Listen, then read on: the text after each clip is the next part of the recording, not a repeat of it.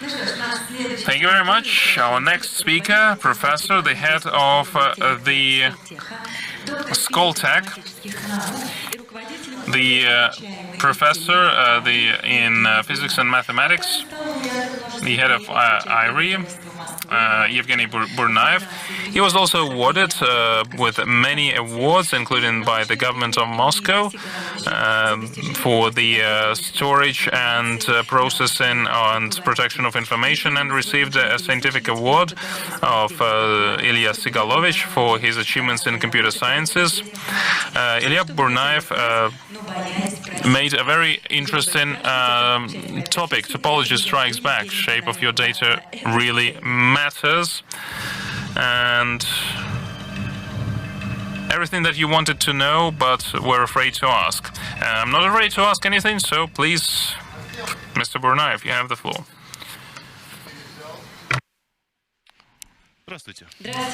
Hello, Evgeny. Hello. It's my pleasure to see you again. Yeah. Me too. It was great to hear you speak an hour ago on a panel discussion. I should not ask questions because it's too technical, too complicated. Well, this is quite a new tool, and the entry level in terms of the mathematics is quite high. So not all the researchers understand the potential of this tool, and this is what I want to talk about in my report. Yeah, we're all ears. Okay, so let's talk about the topology and how can you strengthen the AI training with topology. As we know, the images are just part of the observation, because for images the pixels are dependent and they have similar values, and therefore the vectors are being grouped with some non-linear surfaces. Usually this phenomenon is called varieties, and it is modeled with non-linear functions. And this non-linear function creates a non-linear surface around which our research is grouped, and there's a small number of parameters that it's dependent on, which is called latent variables. On this slide, you see the non-linear surface in 3D. That's how we can put it in the image. And these are the black dots that are our observations. For example, an image of a dog, an image of another dog, an image of a kitty.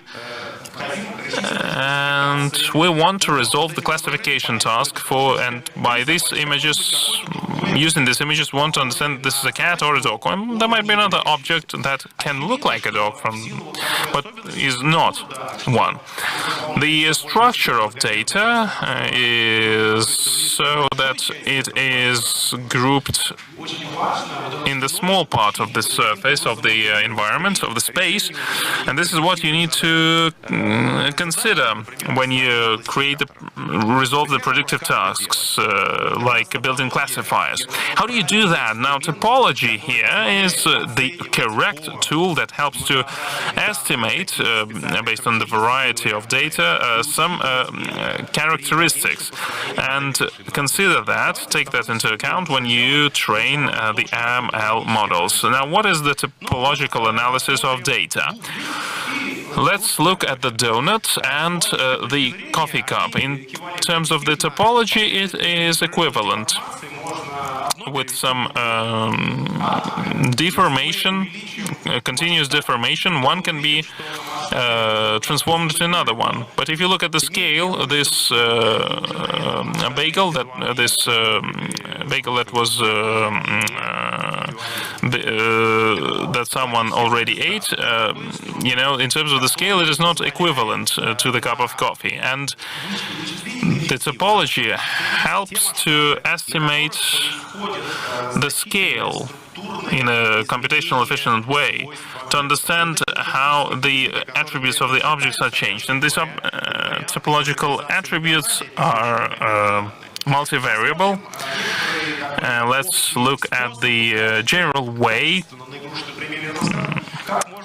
to calculate these topological attributes. We're talking about the persistent diagrams. We have a cloud of dots that is generated on the 2D circle, and for every dot we build a sphere, a circle, and the radius of all the spheres is increasing. This is what you see on the left diagram. The right diagram, you see the persistent diagram. Every point, every dot is received in the following manner. The spheres are increasing, some spheres start to touch each other, and there is this kind of a hole between the spheres that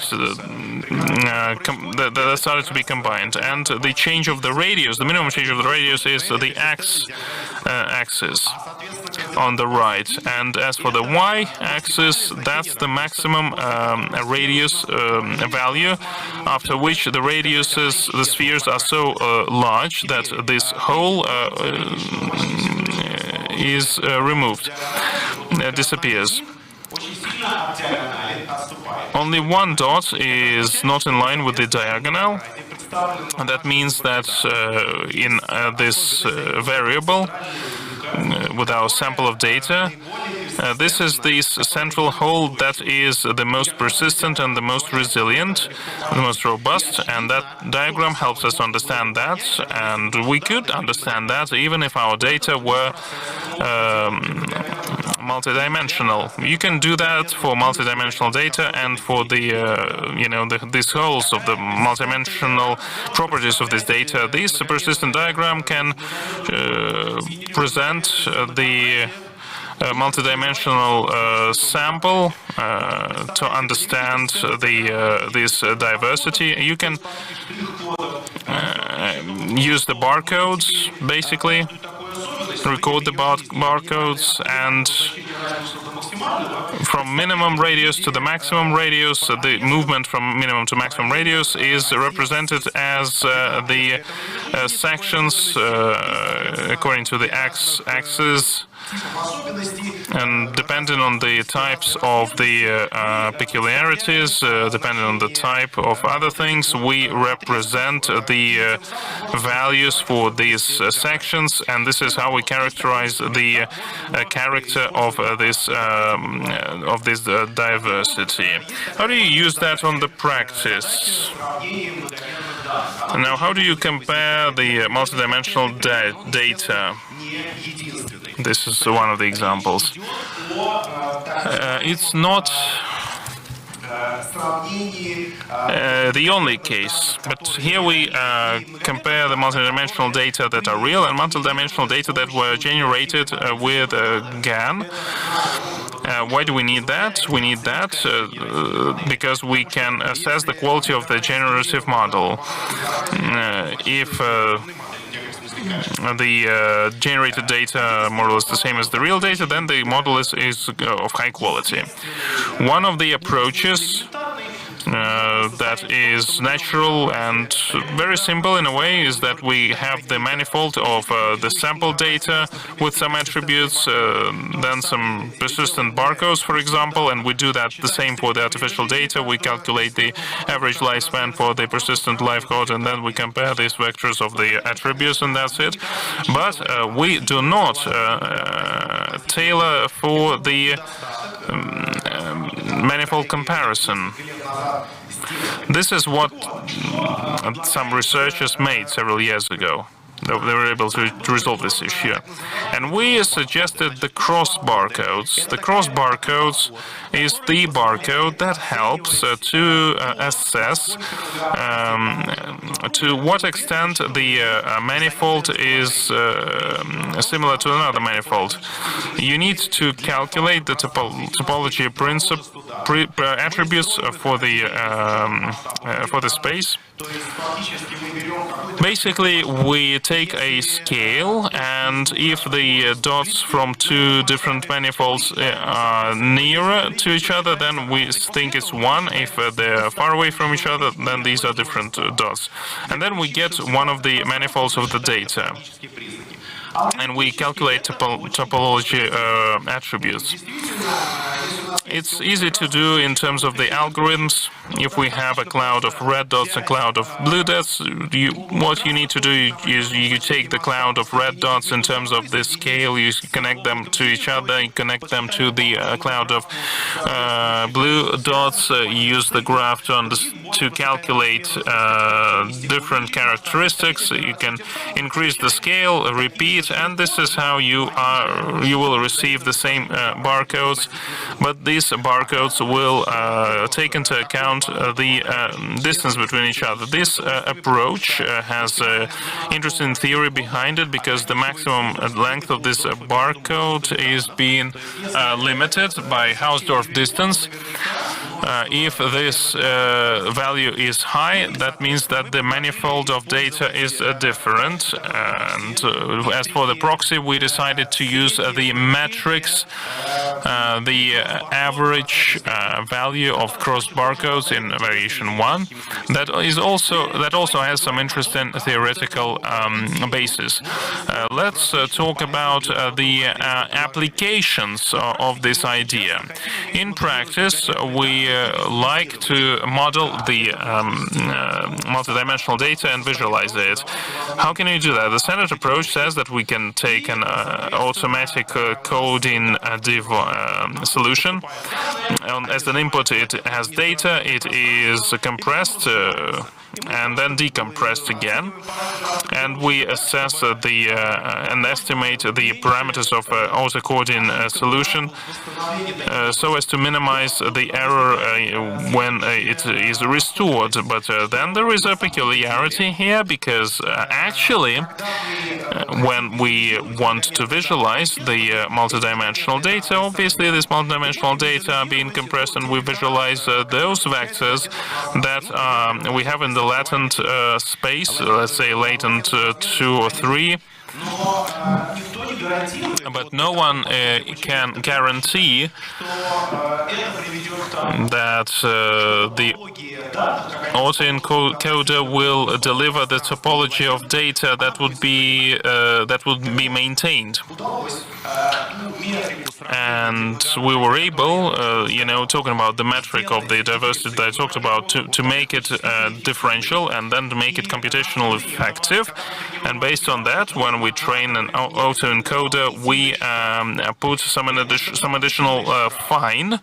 This additional fine helps to ensure that the topology of data that were modeled by the small-scale latent space would be more or less the same as in the similar space, the same for the data, I mean. If you look at the slide, there is a 3D image. This is the mammoth, that's the cloud of dots, and this is what you do with it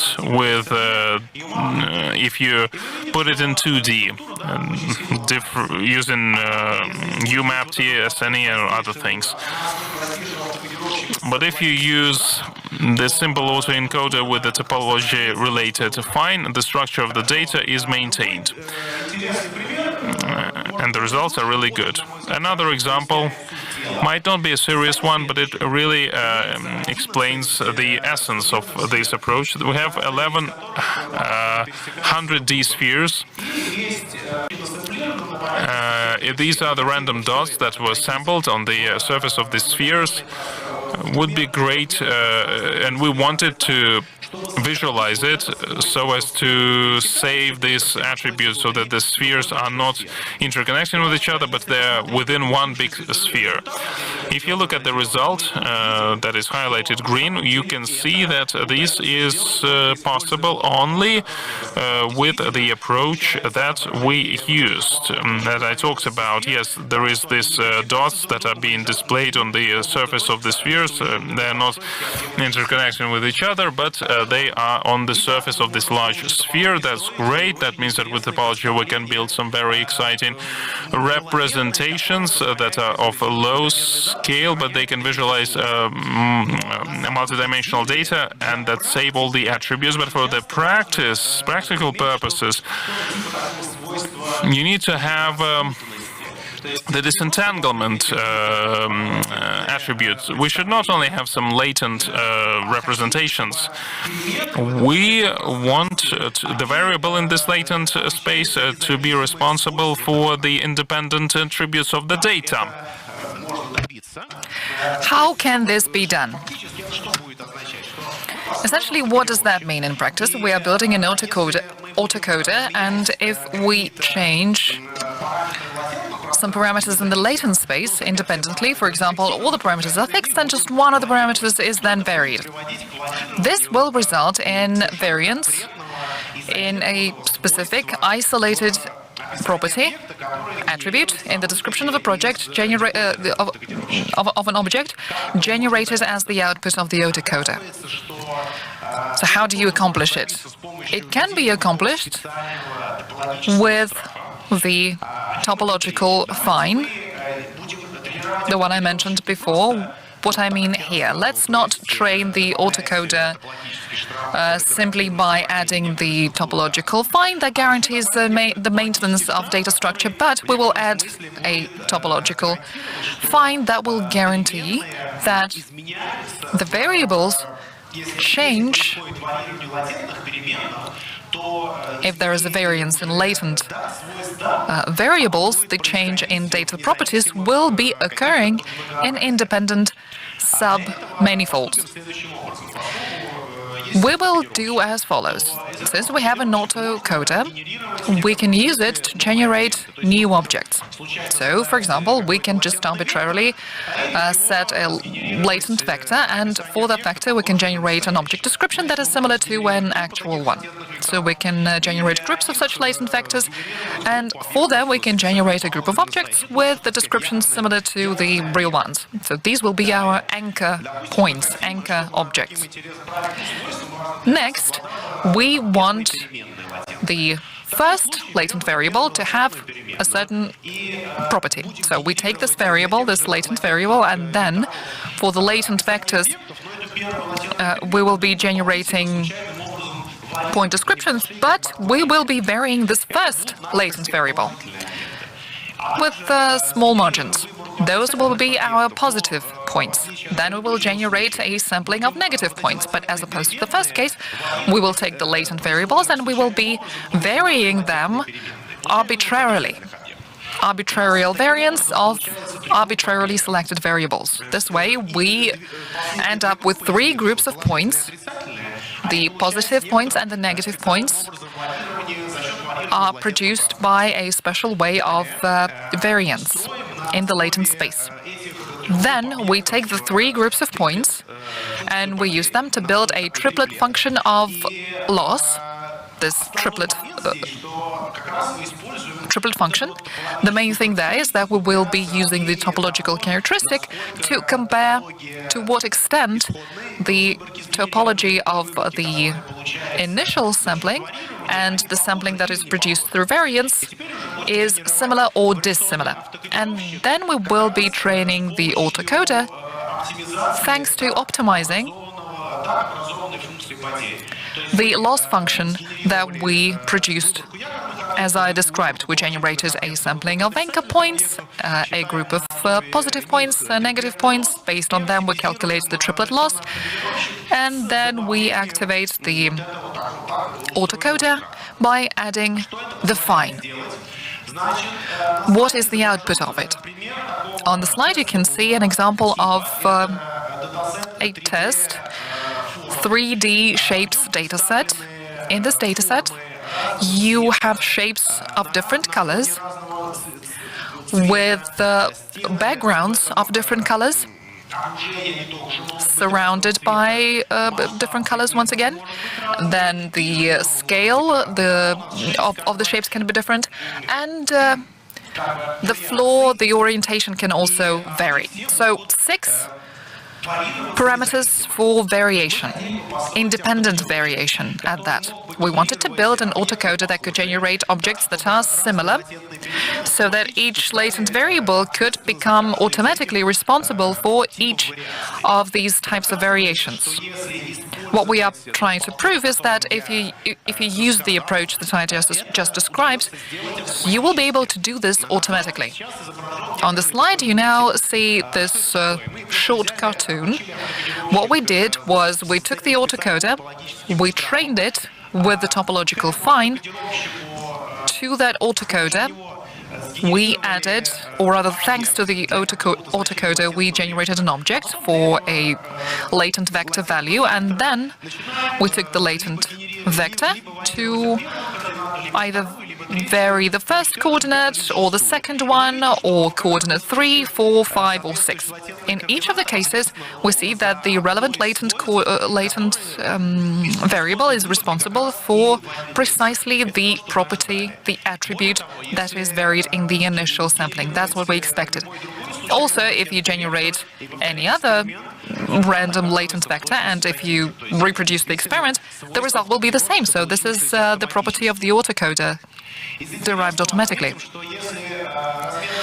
Another interesting thing is that if you have the dimensionality of the latent space higher than 6, we have 6 parameters here for variation, you will see that 6 latent variables will be responsible for the variations, and then you will have 4 latent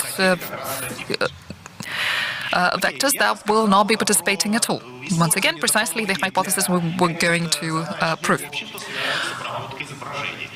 This could be useful for problems that have to do with image processing. Can the topology be as helpful with processing other types of data, though? Now let's talk about topology when you process natural language data. The main models that are used in NLP are so-called transformers, which help generate the attention matrix. The attention matrix shows or rather each value within that matrix shows the dependence of each word within a sentence on any other word within the same sentence. Based on those relations, you can build a graph that describes the dependencies among words in a sentence or a text. And based on that graph, you can do the exact same process of topological attribute calculation as before. You set a scale, a threshold value from 0 to infinity, and depending on the threshold value, whether it's bigger or slower or lower for a graph edge, you take away the edge, and for a specific value, you can calculate the number of cycles, the number of empty spaces, null values, higher degree, lower degree, topological characteristics. And for them, you can calculate the barcodes. This is what you're looking at on the slide. For a specific attention matrix of a transformer trained based on a collection of actual natural language texts. Then the pipeline. We have our natural language. This is an example on the slide. One sentence makes sense, one is logical, and the other sentence is not. It's incorrect. So you put this into the transformer.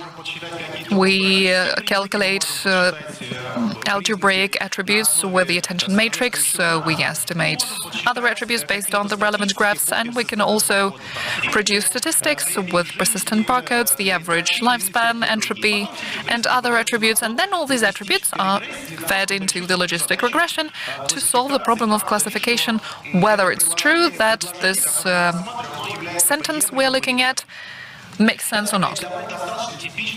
Is it acceptable or not? This is a typical problem for NLP.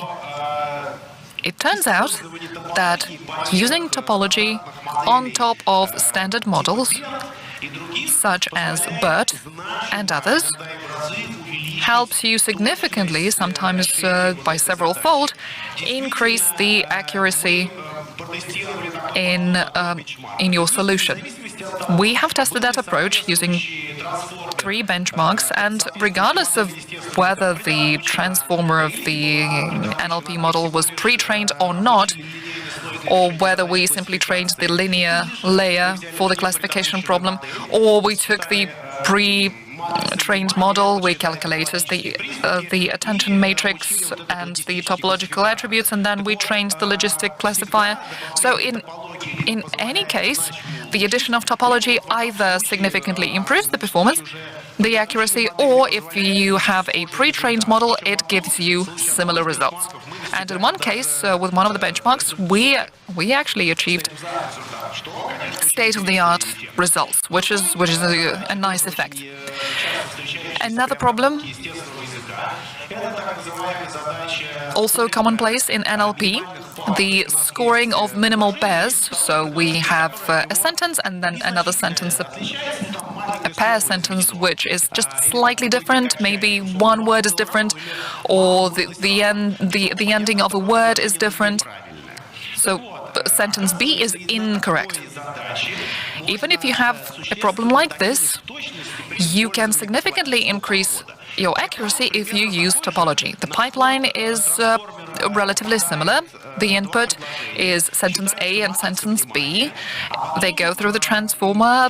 The attention matrix is calculated. Then, based on the head selection, the attention matrices are additionally trained and then compared between themselves. Depending on the results of the comparison, you can build a classifier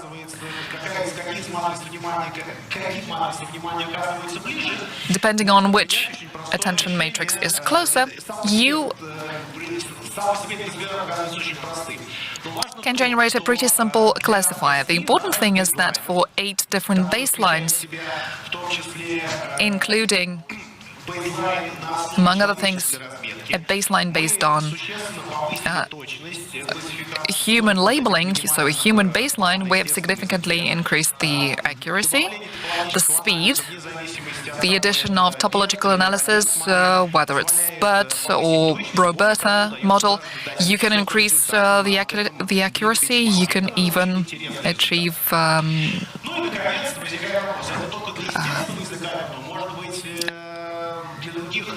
hundredths increases in accuracy. For the processing of data from speech in natural language, we are also actively using transformer-based models. Hubert, for example. Essentially, this is the same transformer, but with some add-ons specifically to process the speech signal. Once again, you can apply the very same pipeline, the same attributes. You have your speech signal. You put it into a pre-trained or non-pre-trained transformer. You get the output attention matrix. You use them to calculate algebraic attributes or statistical attributes in barcodes, or you calculate the topological difference in different layers of the transformer. And then you put it into the logistic regression that solves the problem of assessing sentiment in the speech signal, or it says that the speech has been generated, or that it comes from a human, or it can even identify the speaker. It turns out that for classifying emotions, this is a very good approach. With one of the benchmarks, we were even able to achieve state-of-the-art results.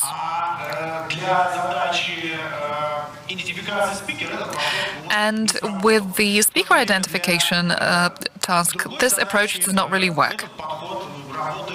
Then again, for another problem,